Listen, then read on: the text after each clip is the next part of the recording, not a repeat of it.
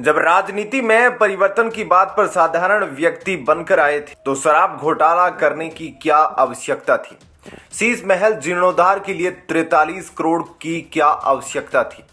दिल्ली निवासियों का धन वक्फ बोर्ड को देने की क्या आवश्यकता थी? राम मंदिर का विरोध करने की क्या आवश्यकता थी? दिल्ली के शराब घोटाले में सीबीआई को एक और गवाह मिल गया है, जिससे केजरीवाल भारी मुसीबत में है।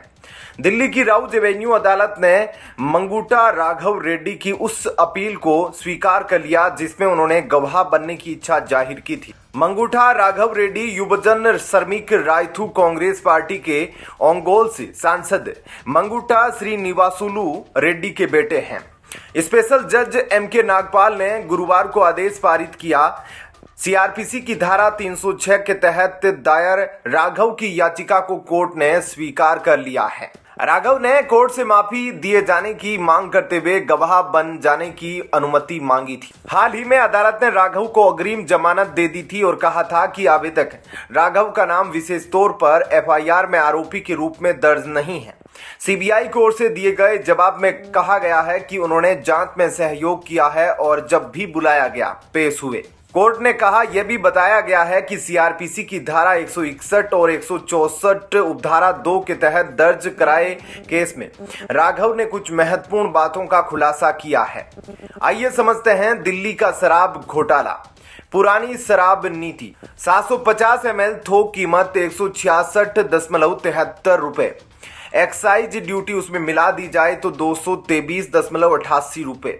वेट हो गया इसमें 106 रुपए। रिटेलर कमीशन 33.39 रुपए। एमआरपी हो गई टोटल 530 रुपए। नई शराब नीति की बात की जाए तो 750 ml थोक कीमत 188.41 रुपए, जिसमें एक्साइज ड्यूटी 1.88 रुपए, वेट 1% यानी 1.90 रुपए, रिटेलर मार्जिन 363.27 रुपए।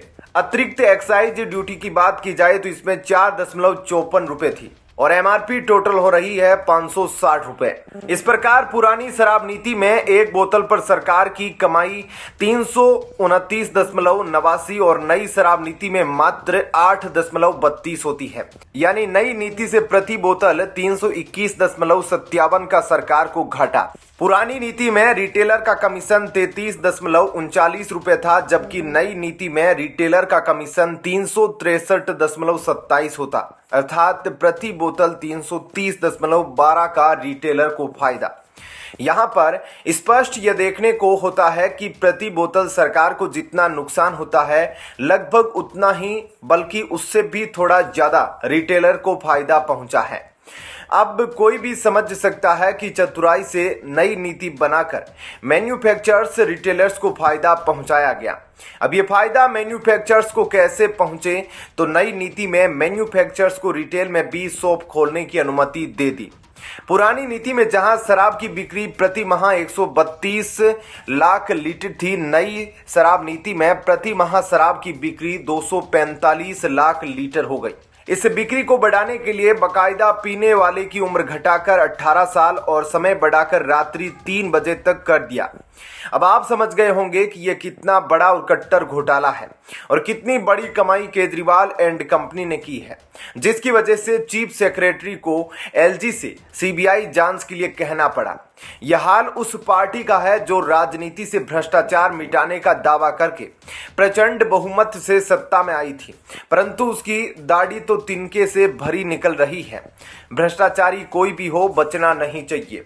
ऐसे में क्या कहना है आपका, इस पर क्या कहना है आपका, इस खबर पर कमेंट सेक्शन में जरूर बताएं। जय हिंद, जय भारत।